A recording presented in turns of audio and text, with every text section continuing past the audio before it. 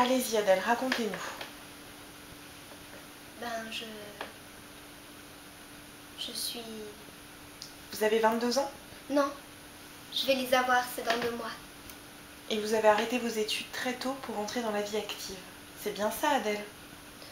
Oui, c'était pas tellement pour entrer dans la vie active, c'est parce qu'à l'époque j'avais rencontré quelqu'un.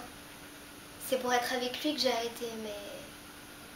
Enfin, que je suis partie de chez moi. Vous voyez, je préférais vivre avec un garçon plutôt qu'avec mes parents, alors dès que ça s'est présenté, j'ai sauté dessus. Enfin, sur l'occasion. C'était un besoin de liberté? De liberté, pas vraiment, c'était surtout pour coucher avec lui. Parce que quand j'étais petite, je me disais que la vie, ça devait commencer le jour où on fait l'amour et qu'avant ça, on n'est rien. Alors le premier qui a eu envie de le faire, je suis partie avec lui pour qu'on soit que tous les deux et pour que ma vie commence. Sauf que ça n'a pas très bien commencé. Mais vous ne vous entendiez pas avec ce garçon? Adèle, pourquoi est-ce que ça n'a pas très bien commencé? Parce que c'est toujours comme ça avec moi. Ça commence mal et ça finit encore plus mal. Je tombe jamais sur le bon numéro. Vous savez les papiers collants, ceux qui attirent les mouches en spirale? C'est moi craché. Les histoires moches, il n'y en a pas une qui me passe à côté. Faut croire qu'il y a des gens comme ça qui font aspirateur pour soulager un peu les autres. Tout ce que j'essaye, ça rate, tout ce que je touche, ça se transforme en vacherie. Comment vous expliquez ça Adèle? Ah ben ça, le manque de bol, ça s'explique pas. C'est comme l'oreille musicale, on l'a ou on l'a pas. Et qu'est-ce qui s'est passé avec ce garçon? Avec lequel? Ben... Le premier, celui avec qui vous êtes parti, ça n'a pas été jusqu'au bout? Si, ça a été tout au bout. Mais vous avez été déçue? Ben non, c'est bien ça le problème. Si ça m'avait pas plu autant, je serais peut-être pas là aujourd'hui. Enfin bon. Sauf que la première fois, on n'était peut-être pas trop à l'aise. Oui, la première fois, c'est jamais très facile. Et puis si vous étiez très jeunes tous les deux... Non, c'est surtout qu'on était au lavabo d'une station-service et que c'était pas très pratique. Je sais pas si vous avez déjà essayé. Non.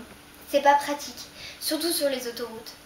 C'est moi qui avais eu l'idée du stop parce que je me disais que les histoires d'amour, ça commençait toujours au bord de la mer. Mais le stop, c'était pas une très bonne idée. Remarquez, hein, c'est normal aussi parce que si on fait le compte des bonnes idées, j'en ai pratiquement jamais eu. Puis c'est toujours pareil. Je m'emballe trop vite, je réfléchis pas. C'est ça mon défaut. Heureusement quelqu'un m'a ramassé parce que je crois que j'aurais été capable de me jeter sous un camion ou sous autre chose. Qui vous a ramassé? Je peux pas dire son nom puisque c'est un homme marié. Un psychologue. D'ailleurs, il a senti tout de suite que j'avais un coup de cafard carabiné. Il s'est mis en quête pour me remonter le moral. Il s'est même tellement mis en quête que j'ai cru que j'étais tombée à moitié enceinte. Mais coup de bol, c'était juste l'appendicite. Enfin, coup de bol. Façon de parler. Parce qu'on peut pas dire qu'avec l'anesthésiste, j'ai eu énormément de bol. Vous avez eu des problèmes avec l'anesthésiste? Non, il était gentil. Puis il avait l'air d'être tellement amoureux que je l'aurais suivi à l'autre bout du monde. Mais en fait, on n'a pas été plus loin que Limoges. C'est marrant comme les gens peuvent avoir l'air d'amoureux, mais en l'étant pas du tout. C'est un truc qui doit être facile à imiter. Il me disait que je faisais l'effet d'un verre de Cointreau. Mais le Cointreau, il a dû s'en lasser assez vite. C'est pour ça qu'il est parti téléphoner. À qui? Ah ben ça, j'ai jamais su parce qu'il est jamais revenu. On était dans un restaurant. Je savais pas qu'il y avait une sortie par derrière. D'ailleurs, c'est pour ça que j'ai attendu jusqu'à la fermeture. Le patron habitait au-dessus. Ça sentait un peu la friture, mais il avait des mains douces et calmes. Les mains, c'est traître, ça peut vous faire croire n'importe quoi. C'est comme ça que je suis entrée dans la vie active. Enfin, que je suis devenue hôtesse d'accueil chez lui. Hôtesse d'accueil, ça consistait en quoi? Ben, au début, surtout accueillir, être souriante avec tout le monde. Ça donnait pas la méningite comme travail. Mais les sourires, vous savez ce que c'est? Ça donne vie des idées. Puis à Limoges, il y a tellement d'hommes qui se sentent seuls. Vu de l'extérieur, on dirait pas, mais le juge m'a dit que c'était l'un des coins de France où il y avait le plus de dépressifs. C'est pour vous dire? Quel juge, Adèle? Celui qui s'occupait de moi quand ils ont fermé le restaurant à cause des hôtesses d'accueil. Lui aussi était dépressif. Mais remarquez, C'est pareil. Lui non plus s'est pas occupé de moi bien longtemps. À peine un quart d'heure. Dans une chambre d'hôtel, sans oreiller, sans télé, sans rideau. Mais il n'avait pas mauvais fond. Quand il a vu que j'avais les yeux rouges de larmes, il m'a offert son mouchoir. Puis il est parti. Peut-être que j'ai jamais mérité mieux. Ça doit être écrit quelque part.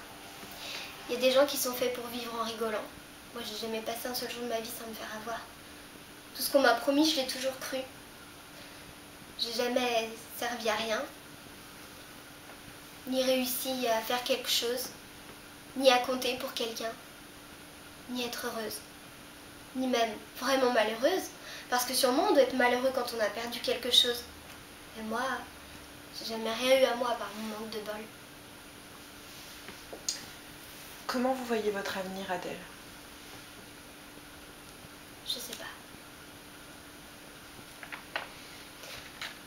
Quand j'étais petite, j'avais qu'une seule idée. C'était de grandir. Je voulais que ça aille plus vite. Mais maintenant, je sais pas à quoi ça servait tout ça, je sais plus. Devenir plus vieille. Ce qu'il y a devant moi, j'ai l'impression que c'est comme une salle d'attente. Dans une grande gare, avec des bancs, des courants d'air. Et derrière les vitres, des tas de gens qui passent à toute allure, sans boire. Ils sont pressés, ils prennent des trains ou des taxis, ils ont quelque part où aller, quelqu'un à retrouver. Et moi je reste assise là, j'attends. Mais vous attendez quoi, Adèle?